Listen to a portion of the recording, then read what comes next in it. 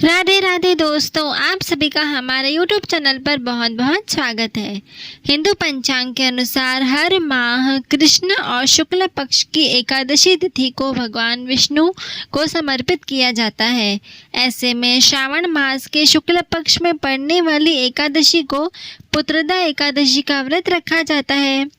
साल में 2 बार पुत्रदा एकादशी का व्रत पड़ता है, पहला श्रावण मास में और दूसरा पौष महीने के शुक्ल पक्ष की एकादशी को रखा जाता है। सावन मास में पड़ने वाली एकादशी व्रत का विशेष महत्व है। इस एकादशी को पवित्रोपन्ना एकादशी या पवित्र एकादशी के नाम से भी जाना जाता है। इससे दिन भगवान विष्णु के साथ साथ शिव जी की पूजा की जाती है। मान्यता है कि पुत्रदा एकादशी के दिन व्रत रखने के साथ पूजा करने से हर एक दुख दर्द से निजात मिल जाती है। इसके साथ ही संतान प्राप्ति की इच्छा पूरी होती है। तो आइए जानते हैं पुत्रदा एकादशी कब है। सावन माह के शुक्ल पक्ष की दशमी तिथि के अगले दिन पुत्रदा एकादशी मनाई जाती है। इस शुभ अवसर पर लक्ष्मी नारायण जी का भक्ति भाव से पूजा अर्चना की जाती है। पुत्रदा एकादशी पर्व का महत्व सावन महीने के चलते और भी बढ़ जाता है। इस दिन पुत्र रत्न की प्राप्ति भी हो सकती है।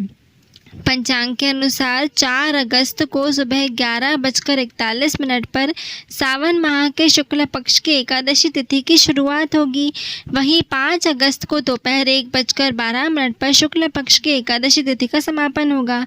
इस प्रकार 5 अगस्त को पुत्रदा एकादशी मनाई जाएगी और 4 अगस्त को सावन महीने का अंतिम सोमवार का व्रत भी किया जाएगा। पुत्रदा एकादशी व्रत पारण। पुत्रदा एकादशी व्रत का पारण उपवास के अगले दिन किया जाएगा। पारण के लिए 6 अगस्त को सुबह 5:45 से सुबह 8:26 तक का समय बताया गया है। पारण तिथि के दिन द्वादशी समाप्त होने का समय दोपहर 2:08 तक है। पुत्रदा एकादशी के शुभ योग। सावन माह के शुक्ल पक्ष की एकादशी तिथि पर कई मंगलकारी संयोग बन रहे हैं। इनमें इंद्र योग का संयोग सुबह 7:25 तक है। वहीं रवि योग का संयोग सुबह 5:18 से सुबह 11:23 तक है। इसके साथ ही शिववास योग का संयोग दोपहर 1:13 से है। इस योग में लक्ष्मी नारायण जी की पूजा करने से साधक की हर मनोकामना पूरी होती है। हिंदू पंचांग के अनुसार साल में कुल 2 बार पुत्रदा एकादशी का व्रत रखा जाता है, श्रावण मास और दूसरा पौष मास।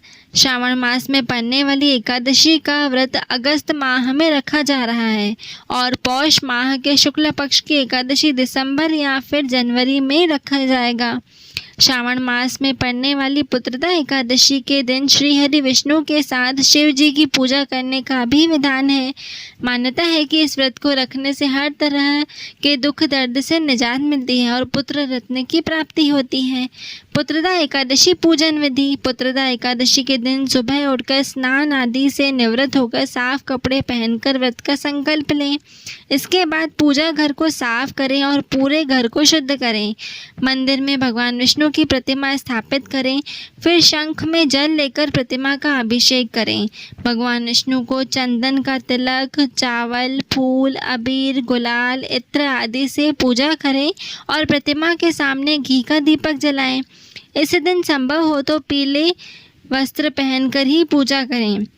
भगवान विष्णु को पीले वस्त्र अर्पित करें। मौसमी फल भी भगवान को चढ़ाएं। इसके बाद गाय के दूध से बनी खीर का भोग लगाएं। ध्यान रहे कि भोग में तुलसी जरूर रखें, क्योंकि तुलसी भगवान विष्णु को अति प्रिय है। इसके बाद आरती करें और पुत्रदा एकादशी की कथा जरूर सुनें, क्योंकि इसके बिना व्रत अधूरा माना जाता है। एकादशी की रात भगवान विष्णु का भजन कीर्तन करें व श्री हरि विष्णु से अनजाने में हुई भूल या पाप के लिए क्षमा मांगें। अगले दिन ब्राह्मणों को भोजन कराएं। इसके बाद ही व्रत पारण करें। पुत्रदा एकादशी के दिन करें ये कुछ आसान उपाय। भगवान विष्णु की कृपा प्राप्त करने के लिए पुत्रदा एकादशी के दिन भगवान विष्णु का दक्षिणावर्ती शंख में दूध डालकर अभिषेक करना चाहिए। साथ ही भगवान विष्णु को पीले रंग के फूलों की माला चढ़ानी चाहिए और चंदन का तिलक श्री हरि के मस्तक में लगाना विशेष फलदायी रहता है। माना जाता है कि ऐसा करने से भगवान विष्णु को जल्दी प्रसन्न किया जा सकता है और उनकी विशेष कृपा भी पाई जा सकती है। संतान प्राप्ति के लिए पौष पुत्रदा एकादशी के दिन मंदिर में गेहूं अथवा चावल का दान करना चाहिए। मान्यता है कि ऐसा करने से निसंतान दंपति को संतान की प्राप्ति होती है और संतान को दीर्घायु प्राप्त होती है। बीमारियों से छुटकारा पाने के लिए एकादशी तिथि के दिन पीपल के पेड़ की पूजा करने का विशेष महत्व है। ऐसे में इस विशेष दिन पर पीपल के पेड़ के नीचे सरसों के तेल का दीपक जलाएं और पीपल के पेड़ में देवी देवताओं का भी वास होता है, इसलिए ऐसा करने से भक्त बड़ी से बड़ी बीमारियों से भी छुटकारा पा लेते हैं और स्वस्थ रहते हैं। ऐसे ही और भी इन्फॉर्मेटिव वीडियोस के लिए आप हमारे चैनल से इसी प्रकार जुड़े रहें। हमारे चैनल को लाइक, शेयर और सब्सक्राइब करना बिल्कुल ना भूलें। धन्यवाद।